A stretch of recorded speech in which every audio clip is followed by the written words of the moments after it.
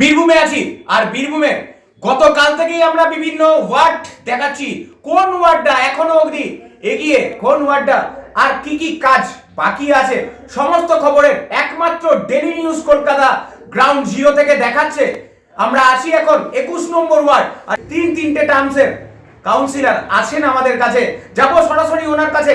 তিনটে এই টার্মস বলতে গেলে বলতেই হয় যে 15টা বছর, এই 15টা বছরের তার ওয়ার্ডে এখনো অবধি কোন কাজটা বাকি আছে আর কি কি কাজ সাধারণ মানুষের জন্য করলো। কারণ মাননীয় মুখ্যমন্ত্রী তিনি কিন্তু সবসময় বলে দিয়েছেন যে উন্নয়ন করতে হবে, সাধারণ মানুষের বাড়িতে বাড়িতে যেতে হবে, তাদের অভাব অভিযোগ কি উঠে আসছে সমস্ত কিছুই দেখতে হবে। কিন্তু তৃণমূল কাউন্সিলর থেকে শুরু করে, ব্লক থেকে শুরু করে, পঞ্চায়েত প্রধান থেকে শুরু করে সরাসরি যাবো। দিদি আপনার কাছে, আপনার নাম? কুন্তলা সিংহ। কুন্তলা দি, আপনাকে প্রথমে ডেইলি নিউজ কলকাতায় স্বাগত জানাই আমরা।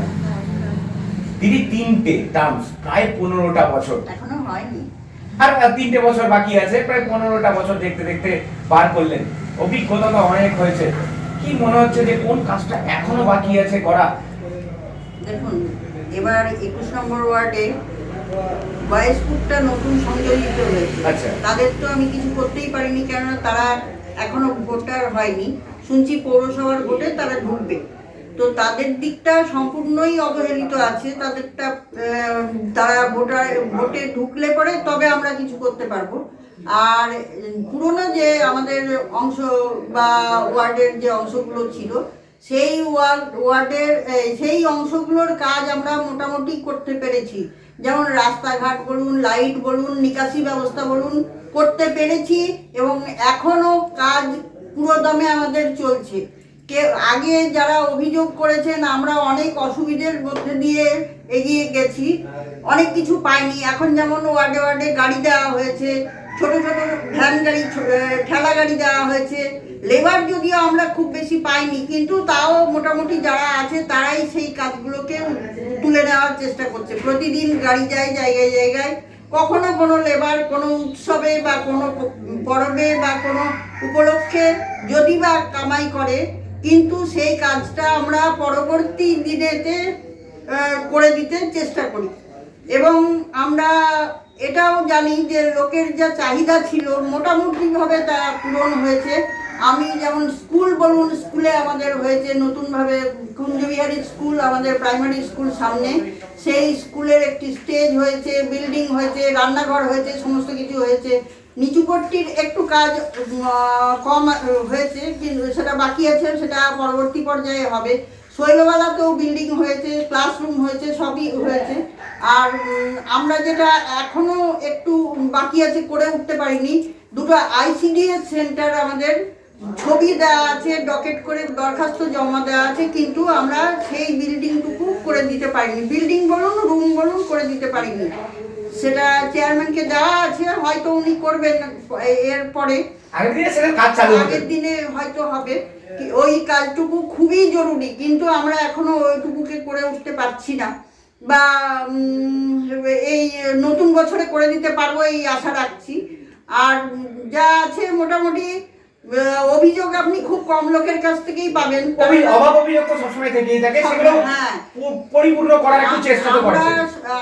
আমরা বা আমাদের টিমে যারা কাজ করছে তারা সর্বদাই সচেষ্ট যে লোকের কি কি সুযোগ সুবিধা অসুবিধা সেগুলো শুনে নিই। এই তো বেশ গেল রাস্তাঘাট এবং স্কুলের কথা। এবার একটু আসি পানীয় জলের। হ্যাঁ, পানীয় জলের কতটা সমস্যা হচ্ছিল বলে আপনি মনে করেন? আপনি আসার পর থেকে প্রায় এখন অনেকটাই মিটে যাবে। মিটে গেছেও, অনেকটাই মিটে গেছে। আমরা অফিস থেকে সাবমার্সিবলের জায়গায় পেয়েছি, সেগুলো বসিয়ে দিয়েছি। সুতরাং এখন পর্যন্ত কারোর কাছ থেকে আর জল সম্বন্ধে কোনো অভিযোগ শুনিনি। আবার আমরুতের কাজ চলছে, শুনছি সেই কাজটাও ত্বরান্বিত হচ্ছে। সেই সুবিধাটাও আমরা পাবো জনগণকে দিতে।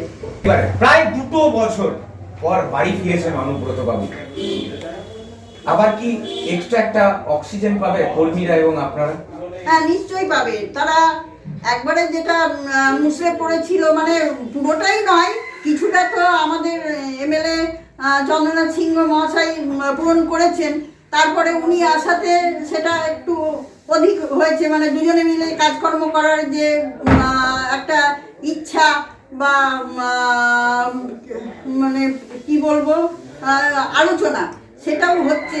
তারা আশা এতদিন করি ধরে একটা পথপ্রদর্শক হিসেবে ছিলেন। হ্যাঁ তিনি ছিলেন, সমস্ত দেখিয়েছেন এবং সমস্ত ভাবনা চিন্তাও তার ভালোই ছিল।